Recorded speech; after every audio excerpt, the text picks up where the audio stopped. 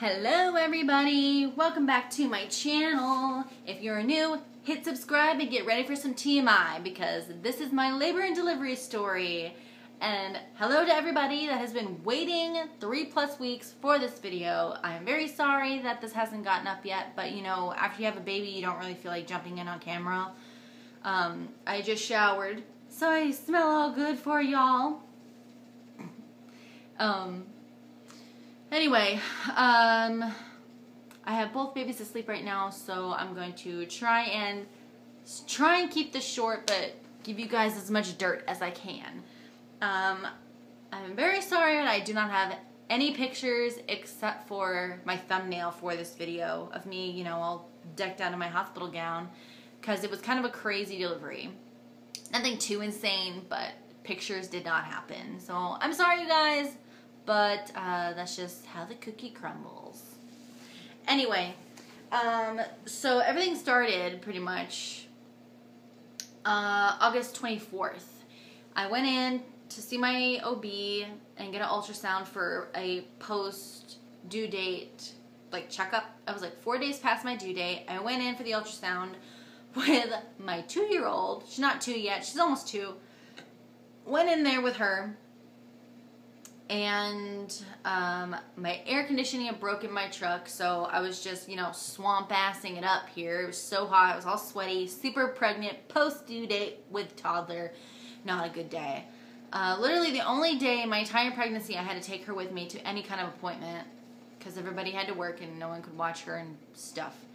So I went in for this appointment, and the ultrasound tech said everything was all good and fine, like she always did, and they have to. And then I saw my doctor, and he told me that there was some concerns he had about swelling in the baby's neck and torso area.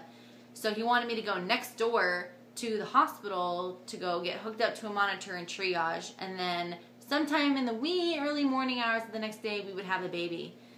And it wasn't registering to me in my head what he was telling me at that point, because I was scheduled to be induced on the 27th. And I was like, so am I going home?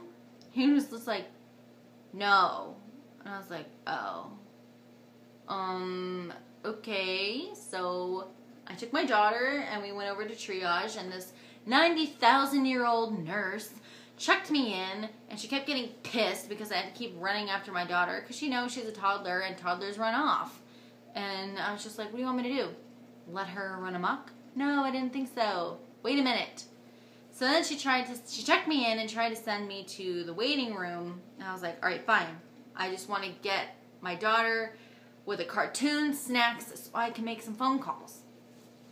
And another nurse came up and she was like, no waiting room. Stephanie, you need to go into triage. And I was like, just send me somewhere, please. I'm so hot. I keep running after my little girl. I need to call somebody, you know.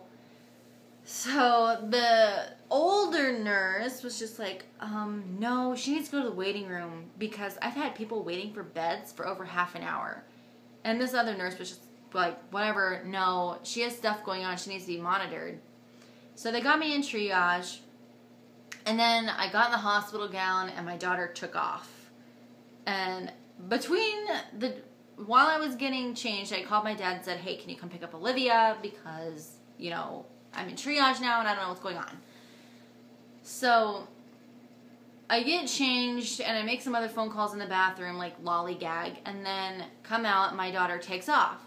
So I had to run after her, you know, hospital gown flapping in the wind.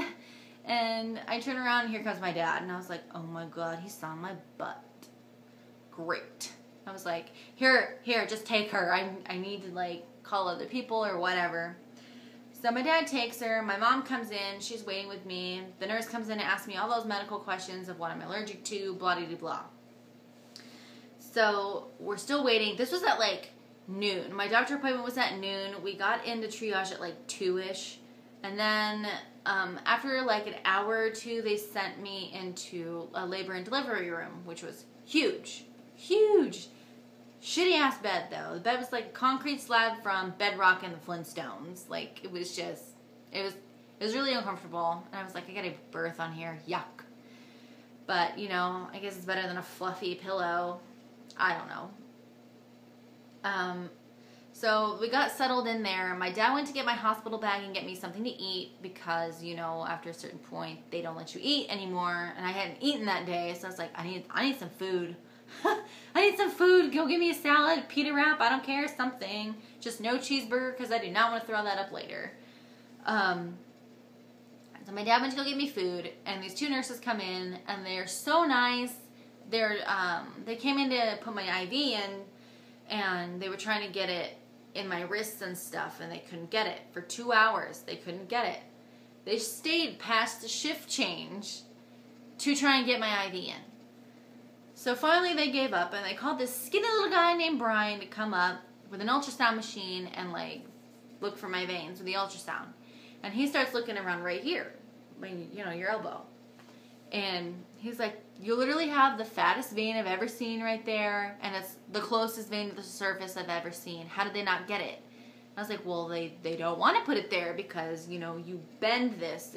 You have to hold the baby, and I'm pretty sure you're going like this or something when you're giving birth. Like, you don't want that tube bending. But that's where you put it, and it was what it was. So I was like, okay, do I just stay like this till I have a baby? Like, you know, whatever. So, those two nurses go home. And then my new nurse comes in and introduces herself, and I swear to God, she was like, she's younger than me, which made me nervous.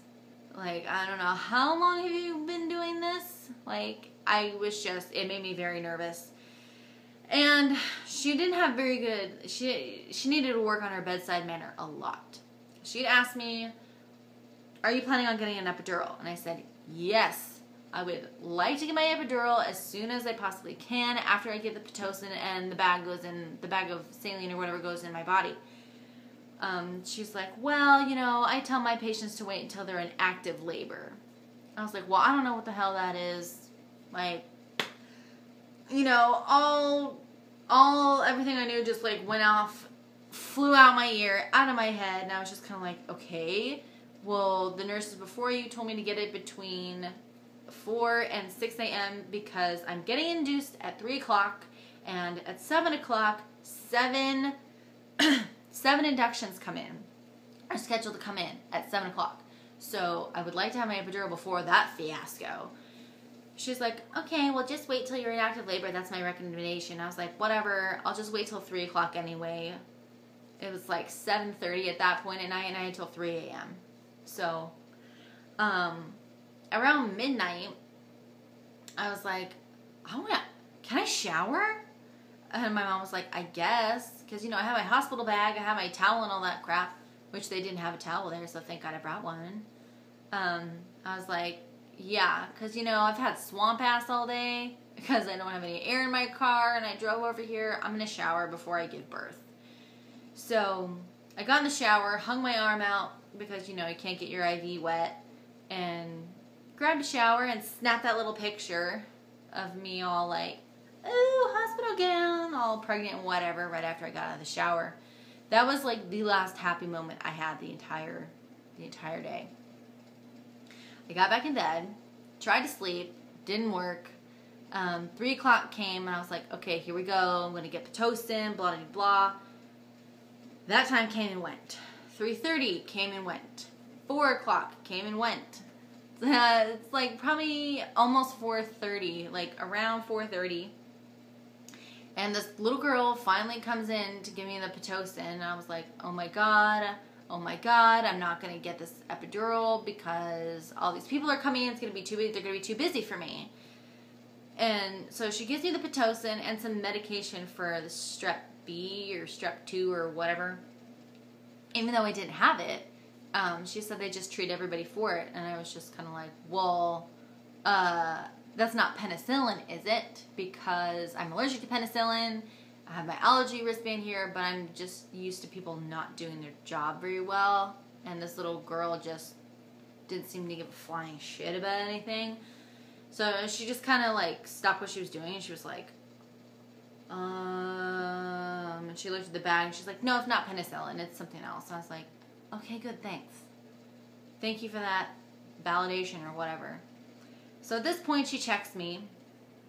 after she gives me the pitosin and all that, and she had the gnarliest manicure.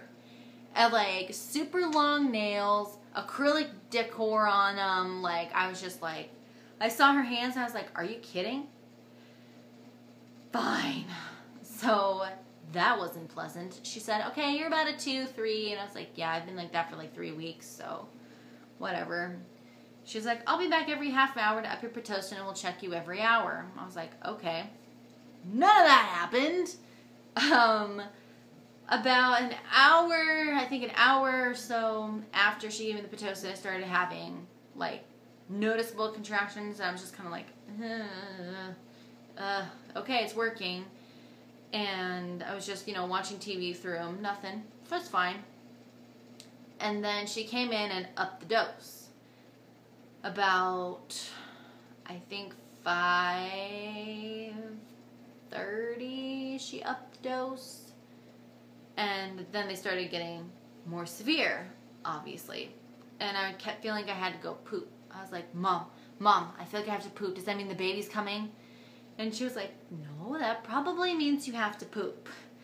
And, this is my second baby, but my first baby, I got an epidural really, really early, so I didn't feel any of this. This was all brand new. So I kept getting up to go to the bathroom and kept having to go poop. And most of the time I would, get a little poop out. TMI, but it's labor and delivery story. What do you expect? So most of the time I would get a little poop out, pee, and the nurses kept coming in, and after a while they stopped coming in to check the monitor because I had to take the monitor off to go to the bathroom, or unplug it. And they just stopped coming in after a while to see what I was doing. I was like, I could be dead. Not really, but, after a while they just stopped coming in. And she came in again, I think at 6:15, and upped my Pitocin again. Didn't check me, nothing. This girl only checked me that first time. That was the only time she checked me the entire time anything was going down. And the third time she did it, almost immediately, I started getting really bad pain. And I didn't feel anything in my stomach area. Like, no contractions felt up there at all, which I don't know if that's normal or not, but all of my pain was centered into one little clusterfuck ball right in my cooch and my butt. So it was just like this concentrated, right there. Like, my lady bits were not happy. So, almost immediately after the third time she upped it, I was getting really bad pain. I had to breathe through them, and then shortly after that, I couldn't breathe through them anymore. I was hyperventilating. I was completely off the baby monitor, just in the bathroom, in and out of the bathroom. I was just like rocking like this on the toilet, just like, hyperventilating like you're not supposed to. My mom was just like, Stephanie, stop making yourself miserable. Just get your epidural. And I was like, but they're baby contractions. And she was like, so?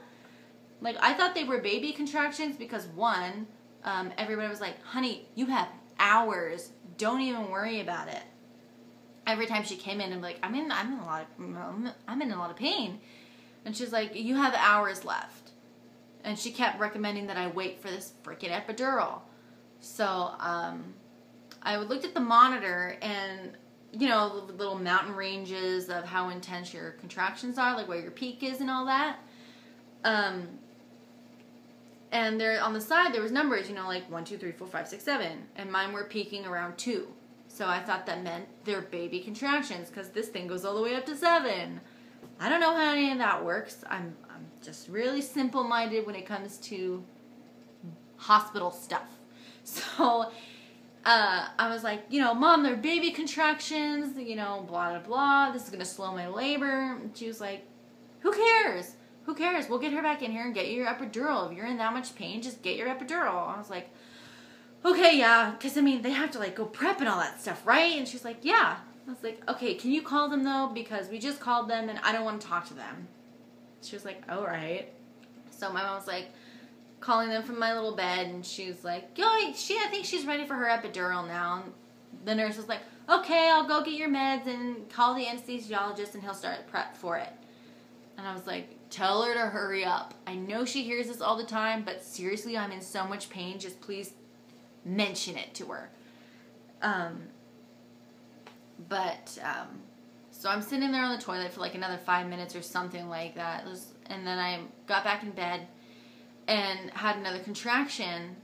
And I was like, hyperventilating through it. My mom was trying to get me to do the pregnancy breathing with her. And I was like, this isn't happening. I am hyperventilating. I'm in so much pain. I'm crying. And I screamed. And my mom was like, Stephanie, just calm down. And I was like, I'm pushed. She was like, what? And I was like, my body pushed by itself, Mom. She was like, okay, I'm going to call them again. So literally from like, my mom called them. Like a couple minutes I was sitting in the bathroom. I got up to go to the bed and then she called them again. She's pushing.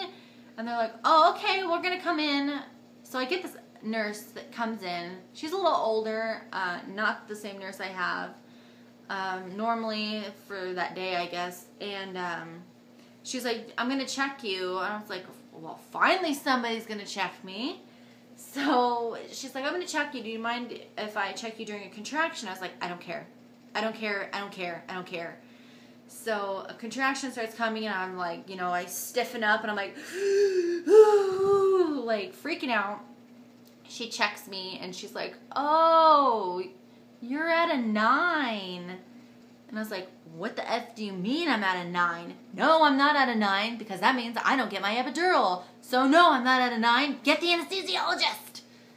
So, but the hospital I went to will give you an epidural up till you're 10 centimeters dilated. So I was like, oh my God, there's like this tiny little window where this can still happen. Let's make this happen. So everyone's like, you went just super fast. And I was like, great, thanks. This is like my worst fear. I kept telling everybody I'm going to miss this epidural. And they're like, no, you have hours and hours. And I was like, y'all jinxed my life. So, my body's like pushing and she's like, okay, don't push. And I was like, I can't. I literally have no control over what my body is doing. I could not control my breathing. I could not control my body pushing. It was the weirdest thing because, everyone that's super against epidurals, one of their arguments to me anyway was that they were like, you don't have any control over your body. And I felt like I had more control over my body when I had an epidural. I could move my legs and everything with an epidural. And I could push. I could feel myself push. This, my body pushed by itself. I had no control over my breathing and no control over when I was going to push, nothing. It was crazy.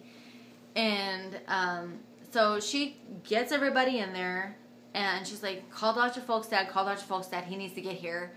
So I was like, oh no. And it was about 8 in the morning now when everybody came in there. And my nurse comes in, she's like, oh my God, you went so much faster than I thought you were going to. And I was like, shut up.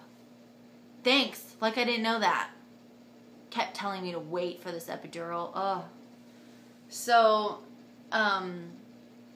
I kept asking for the epidural, like, because I know their policy there. That's what they had told me.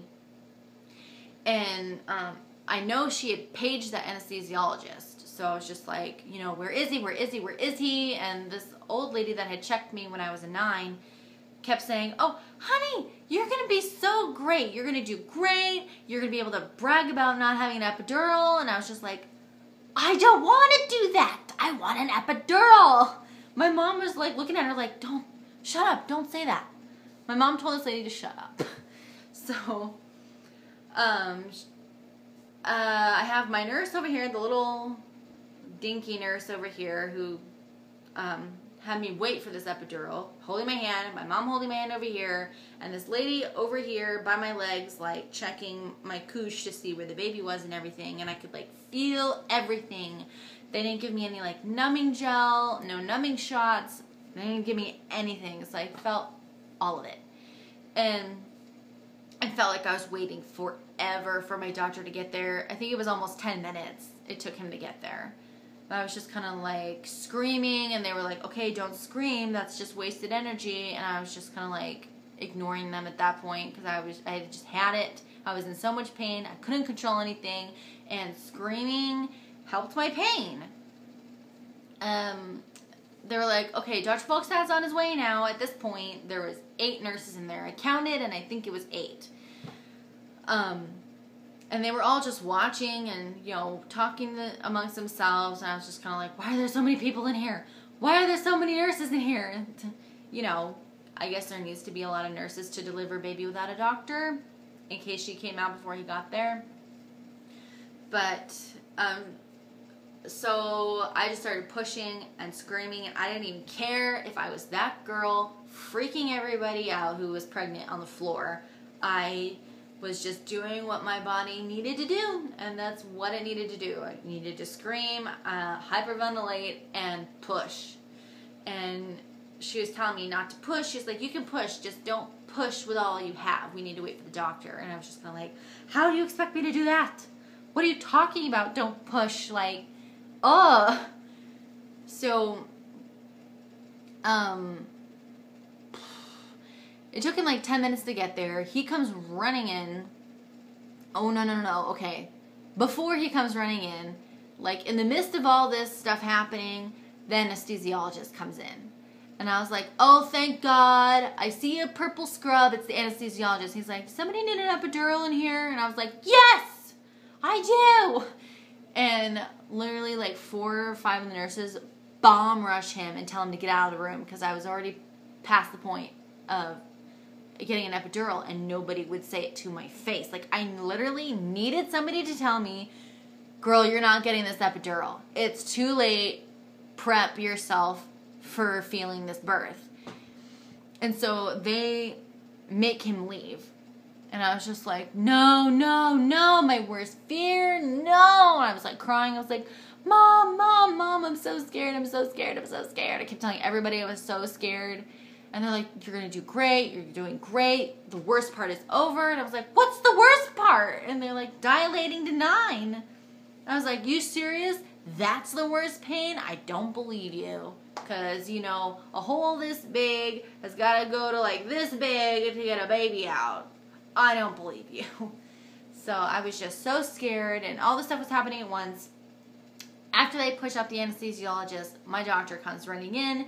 The nurses throw his scrubs on, and he just gets down in there and starts like stretching me out a little bit to try and make it easier for the baby to come through. He didn't pop my water. My water hadn't broken yet. So I pushed, and it popped. My water like exploded and it hit that nurse in the face. And I saw it hit her in the face. She was like, oh. I was like, oh my God, that's disgusting. I'll have to apologize to her later. So my water hit her in the face, and at that point, like my doctor didn't say a thing. He was just like doing his thing, and the nurse who got hit in the face with my water said, okay, Steph, you can push now. Push with everything you have. And I had 2 pushes and felt her just go. And I did feel that ring of fire at some point. I don't know what point I felt it before she came out, but it literally lasted like 2 seconds. Like, it didn't burn a lot, and it burned for like very little amount of time. But after she like came bomb rushing out, I saw my doctor's face, and he's like, oh, face up. And I was like, uh-oh. Because my first daughter came out face up as well.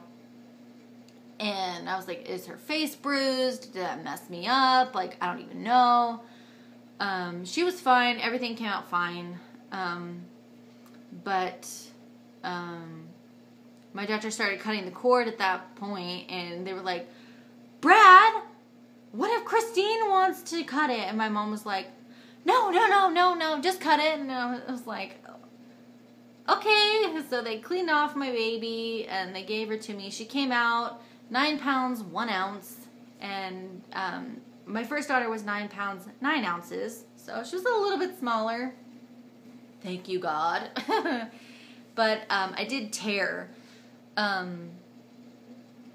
he didn't give me a episiotomy or anything. He didn't even have his tools, I don't think. I didn't see any.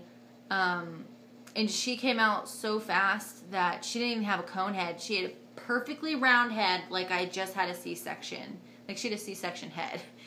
Perfectly round, no cone head. And I was like, how bad is my stuff messed up? They're like, you know, you didn't tear that bad. And I was like, that's like saying, did I poop? No, you didn't poop. Everybody poops on labor and delivery table. So I didn't believe them. I was just like, okay, I'll just look at it later. And I did feel the stitches. They did give me numbing for that. He gave me the shots, which hurt. I did feel some of the stitches going in, and that when he tied the knot, that hurt so bad.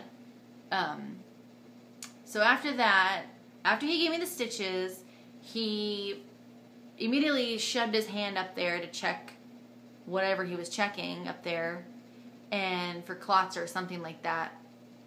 This was, you know, after the placenta came out and all that stuff.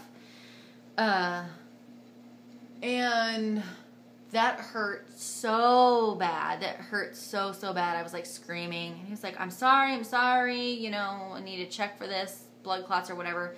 And he's like, you have a couple clots, we're going to get them out. And I was like, what does that mean? So the nurse that got hit in the face with my waters came over and started pushing on my stomach and my belly button. And it just felt like I was a fire hose. Like all this blood and everything just went whoosh every time she pushed. And I was like, gross. Oh my gosh, that's disgusting. Like, oh, it was just bad. And then she did that. I think she pushed like 20 times on my stomach, and everything just was like fire hose coming out of me, and it was disgusting. But it was nice they got all that out, because they didn't get any of that out the first time, and I bled for like months afterward. But after she got all that out, they gave me some pain meds in my IV while I was holding my baby, and I like immediately fell asleep.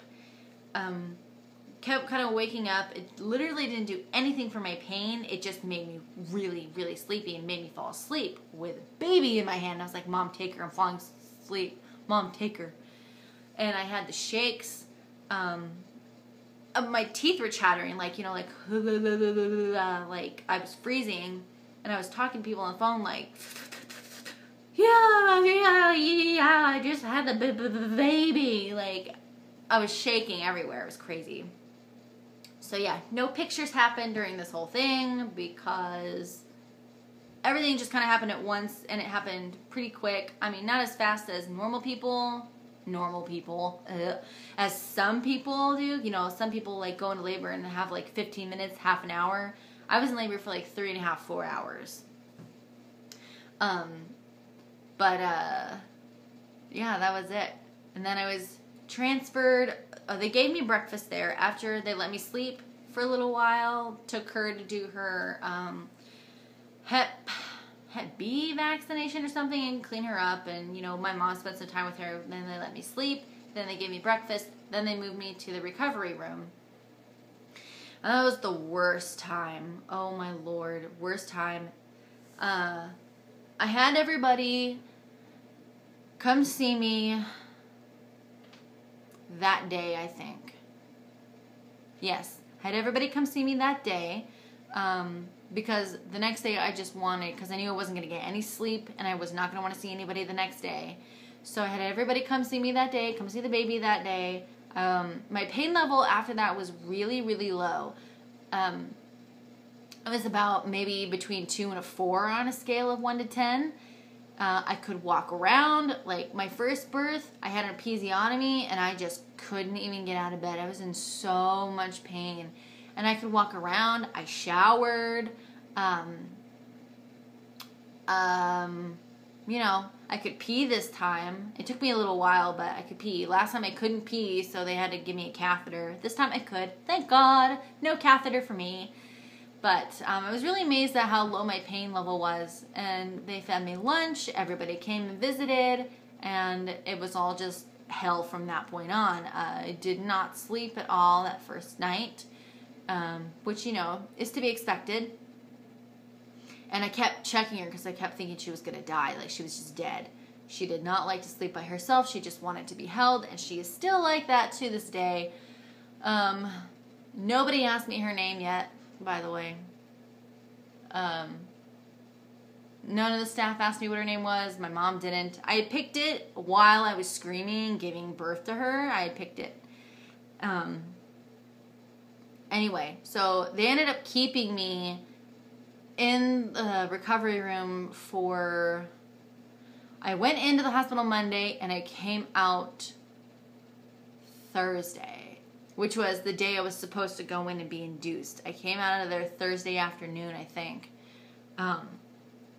So they kept me an extra like 2 days, and I wanted to go home. I wanted to go home that day, even though, you know, I know you're not allowed to. The baby has to stay there, whatever. But I wanted to go home as soon as humanly possible, and they were not letting me go home. They said I wasn't feeding her very well, and as soon as my feeding habits became regular, then I could go home. So I was like, okay. And they just kept telling me that, and kept telling me that, and kept telling me that. We'll see the next feeding. We'll see about the next feeding, and we can discharge you. And I was just like, why are you really keeping me here? Are you keeping me here because you guys get more money out of it, or what? Like, why are you really keeping me here? I was getting so frustrated. And finally, my nurse told me that she sensed a high level of anxiety in me. And I was like, well, yes, you're not letting me go home. You're not letting me take my baby home. Why would I not be frustrated? It's like, I'm going home to a huge family. They're all completely supportive. Yes, I have another daughter at home, but I have so many people, like, to help me. Like, what are you doing? Let me go home. So I was just so frustrated with that whole thing, and I just wanted to leave so bad. They did feed me this time. Last time, they didn't bring me any food afterwards, even though, you know, you fill out that little menu thing or whatever, and they're supposed to bring you stuff, and they didn't.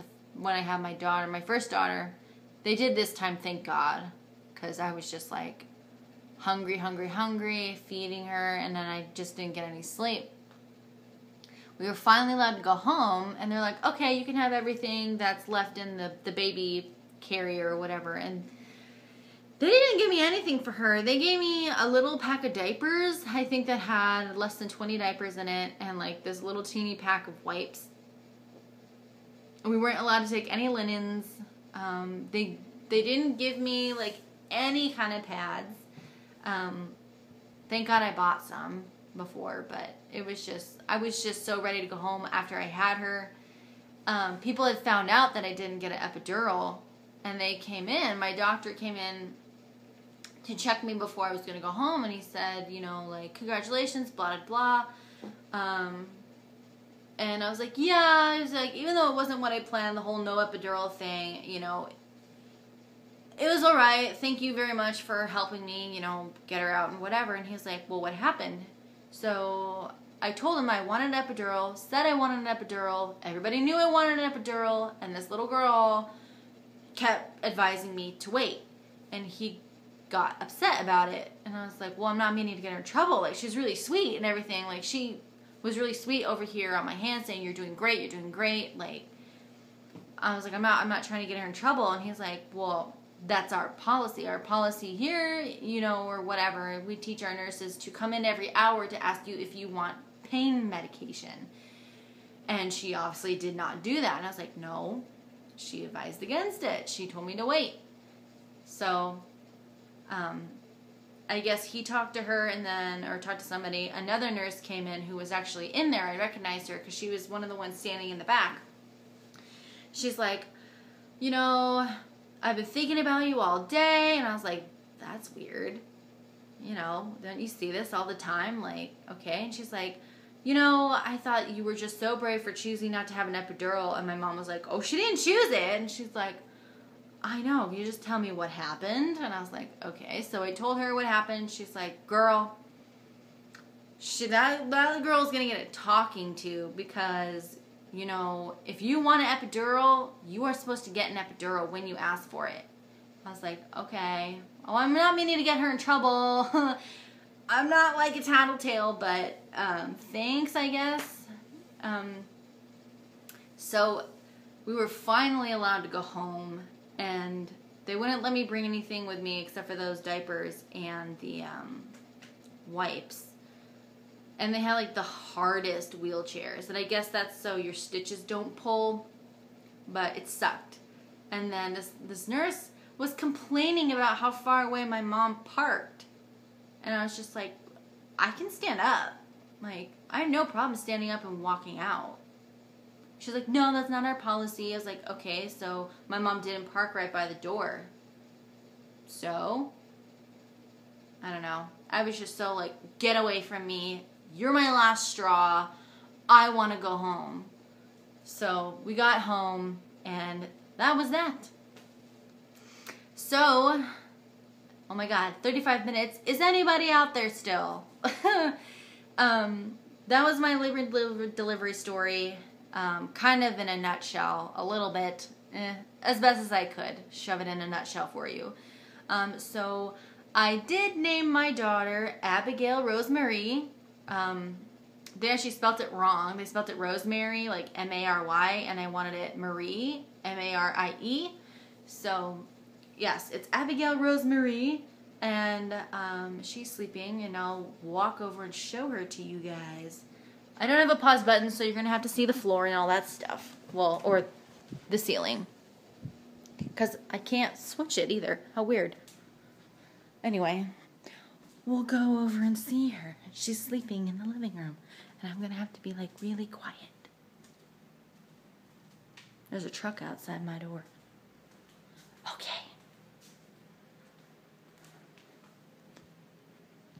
She's sleeping.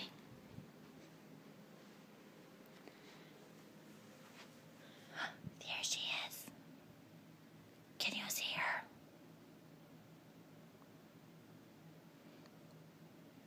Sorry.